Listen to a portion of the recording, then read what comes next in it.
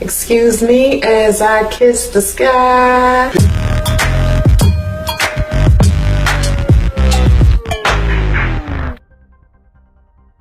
Hey my true UBs, what's up? Today is Toxic Relationship Tuesday, where I do a true crime story for you. If you love my true crime stories, put inside of the comment section #TrueUB and I got you for next Tuesday. If you haven't checked out my first true crime video about Quanetta Harris, go check that out. Don't be surprised if you hear Justice in the background. You should know by now that Justice is all up and through my background. That's my 5-month-old son. He just moaning and cartoons and all types of stuff. You're just gonna hear it. Don't let it take you off focus though. So today my story is about Katrina and Fred Leonard. Katrina was a 27-year-old single mother who was into catering. She was classified as fun-loving, a very good mom, very happy, very nice, and was Christian. She would always go do community service events and volunteer. People loved Katrina so much. She just was very nice. And people in Clarksdale, Mississippi loved her so much. Clarksdale, Mississippi is a very small city. It's a small place.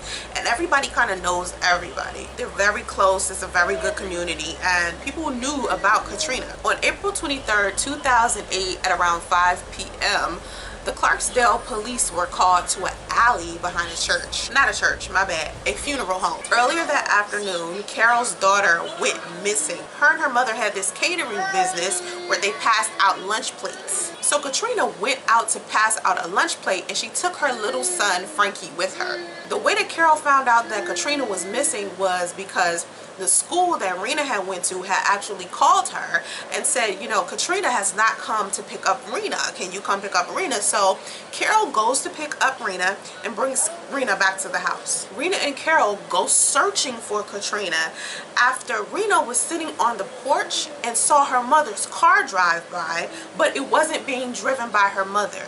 Rena saw the car from a far distance at the intersection near the house, and she saw that someone other than her mother was driving the car. So she went to go grab Carol and followed the car into the city, and then they lost sight of the car. But they kept searching and eventually they found the car in an alley behind the funeral home. Once they called the Clarksdale police, they broke into the car, opened the car doors, popped the trunk, and found blood inside of the trunk. Her mother is terrified, and I see why. I mean, you've been looking for your daughter. You find her car, she's not in it. The person that was driving was a complete stranger. You don't know who it was. And she didn't pick up her daughter from school, so where is she exactly? Yes, I would be panicking as well. Katrina gave birth to her daughter, Rena, when she was 17 years old. And her family wasn't necessarily happy about that because they were a good Christian family. But they ended up supporting her anyway.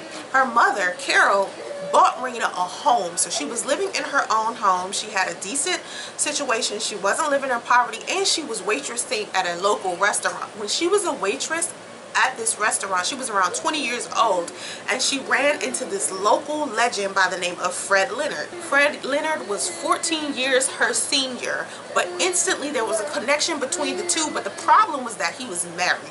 So them two just stayed friends, and then his wife ended up filing for divorce. After his wife filed for divorce, him and Katrina got into a relationship. Everyone loved Fred Leonard. Like I said, he was a local celebrity. Almost made it to the NBA. He had played basketball. He was about 6'5". He was charming. People just loved him. He was one of those local celebrities in a small city where everyone loved him because of who he was in high school and in college. So now he was older and everyone loved him. One of the detectives that was assigned to Katrina's case knew him from high school. So Fred was married and ended up getting a divorce in 2001. Him and Katrina fell madly in love with each other. They loved each other so much. 4 years later, they ended up having a baby together. And this baby was Frankie. Katrina had a catering business and was going out to pass out a lunch plate, and she took Frankie with her. Frankie is Fred Leonard's child. Rena's father is no longer in the picture. She had Rena when she was 17. After Frankie was born in 2005, there was a strain on Katrina at Fred's relationship. I'm assuming he didn't want another child. He had already had a son already from his previous marriage. Him and Katrina never got married. They only had a child together, but they had been living together for so many years. What ended up being the reason why it was a strain on the relationship is because Fred had fell in love with another lady by the name of Jessie, and Jessie was a part of the school system. Soon after Fred and Jessie met each other, him and Jessie actually got married, and they too had a baby. So here's Fred with 3 baby mamas, and here's Katrina with 2 baby daddies. This just sounds messed up. It sounds like Fred doesn't know how to end one relationship before he starts another. Like I said, he was married when he met Katrina. His wife filed for divorce. He ended up dating Katrina, and then while he and Katrina was dating each other, they had just had a baby. He started dating Jessie. Then he and Jessie ended up having a baby and getting married soon after. And so there was no breaks in between these relationships that this man was having. So Katrina was not upset that he decided to marry Jessie. She just decided to move on with her life. You know, she wasn't going to be butthurt about it. She just moved on with her life. So Katrina and her mother Carol started a catering business to where they were passing out lunch plates. And while Katrina was passing out lunch plates, she ran into this guy named Jack, and immediately they hit it off and they began to date. She really liked herself some Jack Rafferty, okay? She was very happy. Her family says she was very, very happy inside of this relationship. The happiest they had ever seen her. On April 23rd, Katrina left the house with Frankie to deliver lunches, but never came back. She would usually come back at around noon, but here it was 3 p.m. and Rena's school called to tell Carol that Katrina never came to pick her up. So her mom keeps calling Katrina over and over and over and over, and Katrina isn't answering the phone. Rena noticed something strange as she was sitting on the porch. She saw her mother's car go by, and the person that was driving it wasn't her mother.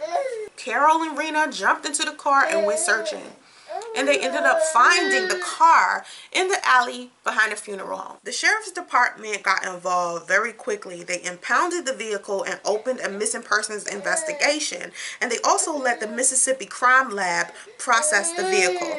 There were no witnesses, there was no surveillance, and no description of the person who was driving Katrina's vehicle.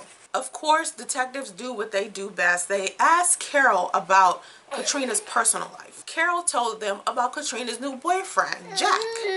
Later that evening, they go find Jack and bring him in for questioning. He says he hadn't seen her in a few days, but he had talked to her on the phone the night before. He also told detectives that her ex-boyfriend, Fred, is still around and it's bothering him. And of course, detectives get suspicious because they're like, oh, so you're dating Katrina and Katrina's ex is still around? What a motive for murder. Jack could be a little jealous. Jack could be a little bitter. So they asked Jack about his whereabouts. Where was he between the hours of noon and 3? I need you to be quiet. So they asked Jack what were his whereabouts between the hours of noon and 3 o'clock. Jack says that he was at work until 5 p.m. and of course detectives try to go and see if this is exactly where he was. Justice.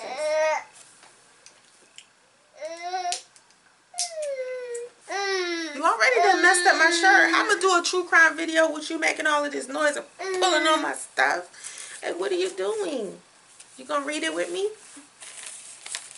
You gonna read it with me? Back on a whole nother day to record the rest. Hey. I was wondering was anything wrong. I called Tracy, did nobody else? Did they get blown away by a tornado or something? I done press record. My mama over here on the phone. What you doing? What you doing? What you talking about?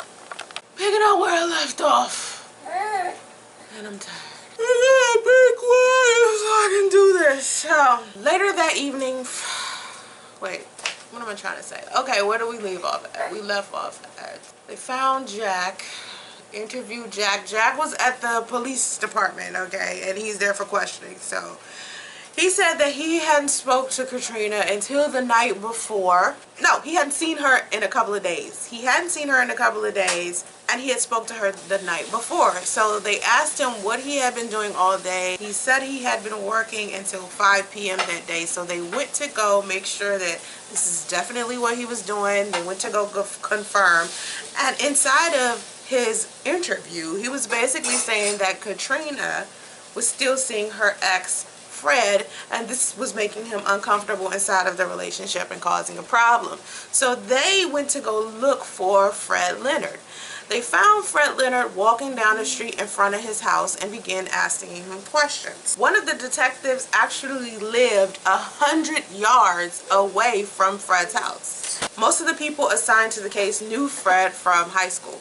Clarksdale, Mississippi is a small community near the Mississippi Delta, and everyone is kind of close-knit to each other and knows each other. Fred said that earlier that morning what he did was went and go drop his wife off at work, and then when he went to the grocery store he ran into Katrina in the store with their son. So they talked for a little while in the grocery store, and then he told her he was going to be waiting outside in the parking lot.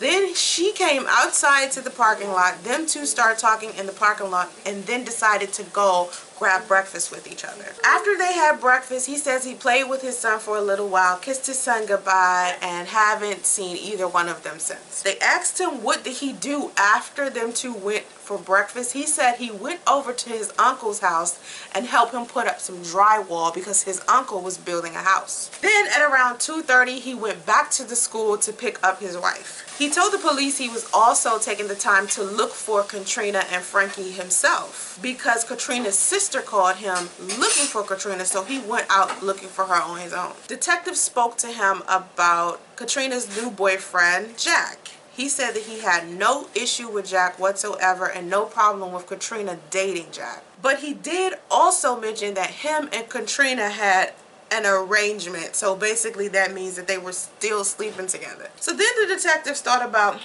okay, he's married, she's in a relationship with Jack. So there's a possibility that Fred's wife, Jessie, is a person of interest. She found out about the affair. She's probably angry. She just wants to get some type of revenge, whatever.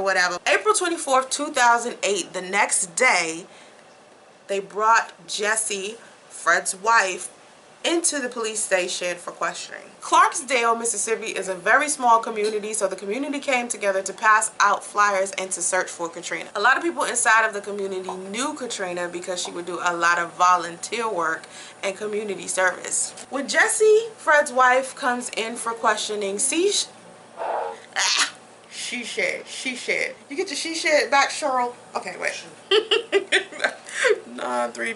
Noon 3 p.m. at work. Okay, Jessie comes in for questioning Fred's wife, and they ask her what was she doing between noon and 3 p.m. and she says that she was at work. Detectives tell her that her husband Fred had breakfast with Katrina that morning, and when she found out, she was livid. She had no idea that Fred was still seeing Katrina in that way. She didn't know that they were dating, and she didn't know that they were having sex still. She also admitted that her and Katrina had a very volatile relationship. It was basically beefing. I mean, that sounds typical because you got wife and you got baby mama, so sometimes there can be some type of friction there, so that makes sense. So the police thought, maybe they should be suspicious of Jessie. She doesn't like Katrina. We can't find Katrina. We found her car and there's blood in her trunk. So what's going on really with this situation? So Jessie says, listen, I was at work. I don't have anything to do with this whole Katrina missing. I didn't like Katrina, but I definitely did not murder her. I don't know what's going on, but you should ask Fred's ex-wife, Yara. Now remember I told you that when Fred met Katrina, he was married to another woman. Her name was Yara. So Jessie is Fred's second wife. Right quick, listen, after you like, share, and subscribe, smash that notification bell. And after the video, make sure you go to my community tab to interact with me and other Sansaray supporters. There, you'll find fun polls, interesting discussions, prizes, and giveaways. You can also donate to Operation Help Rebuild Block 11 magazine by going to paypal.me/revenue digital. I also have a cash app. It's Revenue DM. You can also go to yaora.com, pick out your favorite shirt, purchase it, and then send me a picture of you in it to uplift.yaora@gmail.com, and I will return your money to you, okay? Let's get back to the video. While trying to find where Yara was, detectives got an anonymous phone call from someone telling them that Katrina's body was hidden behind a church. Detectives searched the secluded area around the church and find nothing. They searched it for 1 solid hour, front, back, side to side, and they couldn't find anything that had to do with Katrina. Nothing. Meanwhile, I said that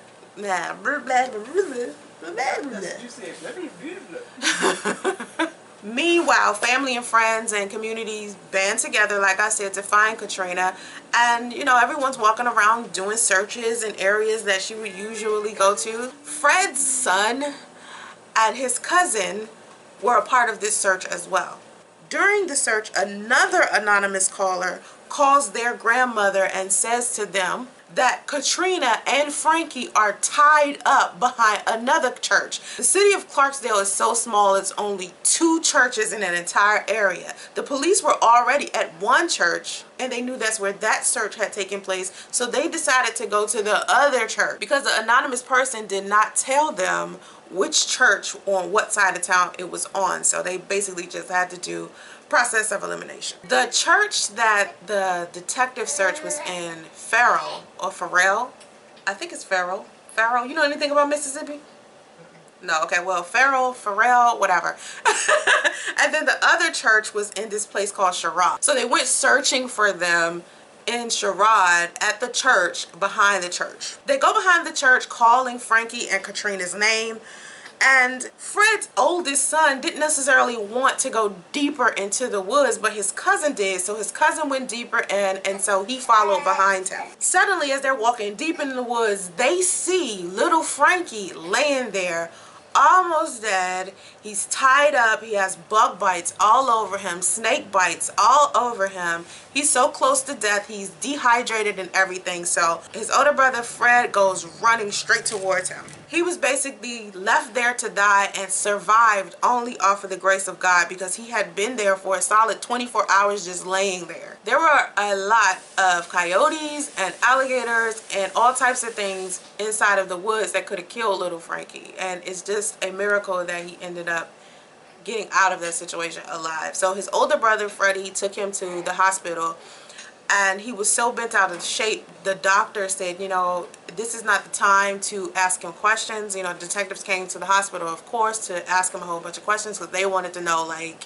you know, what was going on. But he's 3 years old. You know, you can't just go in there and just traumatize a young child. I mean, he was just found. He's just been laying in the woods, bites and snake bites all over him. And, you know, you don't want to immediately start interrogating a 3-year-old about, you know, what happened. And so they continued to search more of the field behind the church in hopes to find Katrina. They kept hearing a female voice saying, over here, over here, over here, but they could never find this female voice. All night they searched until about midnight, and then the next morning around 6 a.m. they got back up and searched more of the field behind the church. Finally, they find Yara, Fred's first wife. She comes down to the police station for questioning. She says that her and Katrina had an altercation in the past. They didn't like each other, and of course that makes sense because, like I said, when Fred met Katrina, he was still married to Yara.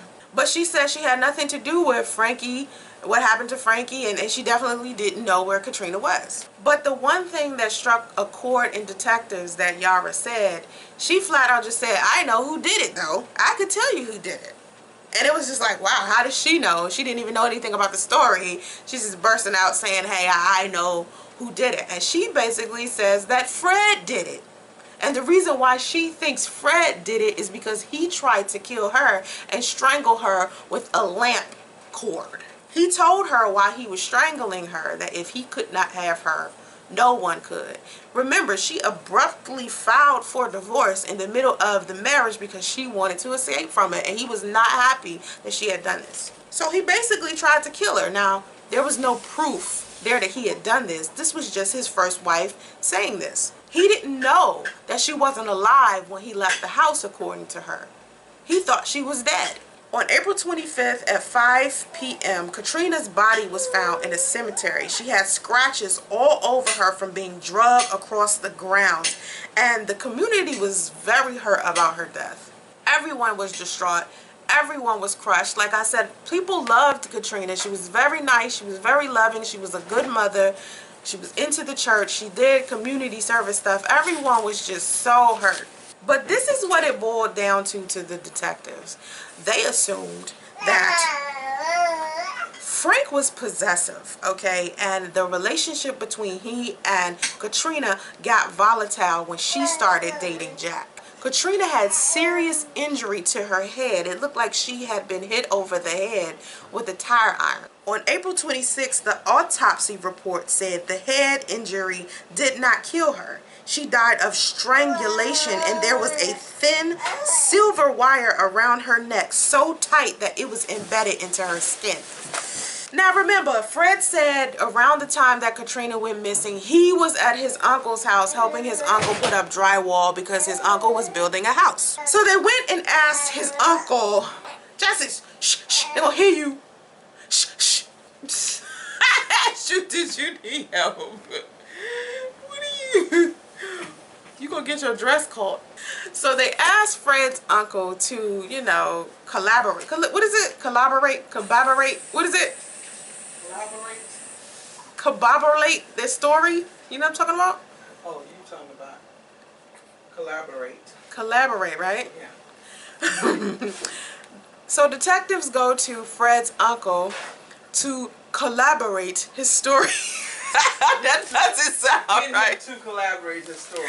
Yeah. Listen, they went to, the detectives went to Fred's uncle to see if Fred was actually with his uncle putting up the drywall when he wasn't. That's basically all I'm trying to say. His uncle said that he got a phone call at 11:45 a.m., left and did not come back until 4 p.m. And he told his uncle that if anybody asks him where he was at, for him to tell anyone that he was helping him putting up this drywall and building this house. So basically, Fred just asked his uncle basically a lie, okay? So they had no kind of proof, no kind of fingerprints on the car, no kind of anything. And the only thing that detectives had at that time was a witness, 3-year-old Frankie. So Frankie was released from the hospital, and him and his grandmother went down to the police station so Frankie could give a statement. They asked Frankie who tied him up, and he flat out said, "My daddy did it." That's so sad. Don't cry. Frankie's daddy did it. Why are you so quiet now? I'm gonna need you to be quiet. So they issued a warrant to Fred Leonard. They went to search his house.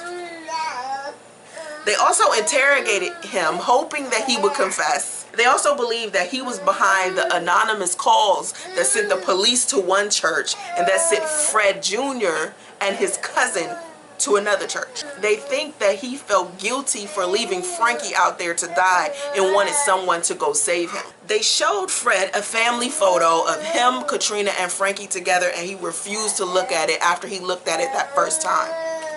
They were trying to get him for capital murder, kidnapping, and child abuse. April 29th, they did a search warrant on Fred Leonard's house and actually found wire, the very wire that was around Katrina's neck, the very type of wire, the very silver wire. They also found child support papers that were hidden.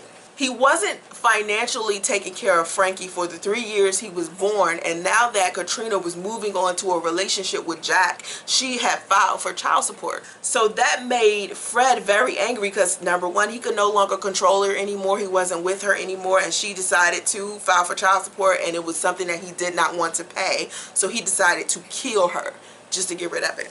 So basically, he left his son out there to die. Possibly animals would have been there to kill him because he didn't want to feel guilty about killing his own son himself. So he tied his son to a tree, hoping that animals would kill him. That next year, Frankie went on the stand to testify against his father. He said they were in the car and they were driving to the church, and mommy was crying and daddy hit mommy on the head. I bet you that traumatized him forever. He basically told the story of him and his mother being in the car. They were supposed to be driving to church, and they were in the car arguing, and his mother ended up crying. His mom gets out of the car, and his dad busts his mom over the head with a tire iron and then chokes her with a string. A string. He thought it was a string. You know, he's a kid. He doesn't know. He thought it was a string. He didn't know it was wire. He saw this. Do you know that traumatized that little boy for the rest of his life? I'm sure. So he said his daddy did it, and the jury found Fred Leonard guilty of all counts, no death penalty, life in prison. And honestly, life in prison is a lot easier than people think. It's people in jail right now that are doing things on purpose just to get life in prison. Or is it death row? It's death row? I think it's death row. I don't think it's life in prison. I think it's so they can be on death row, because apparently death row is like the best place you can be in prison. So he got 30 years for kidnapping, 30 years for child abuse, life in prison. Wow, right? That is my Toxic Relationship Tuesday true crime video. Make sure you put what you think in the comment section below, okay? If you like my true crime videos, give it a big thumbs up and please share, okay? Have vision to stay focused. Namaste.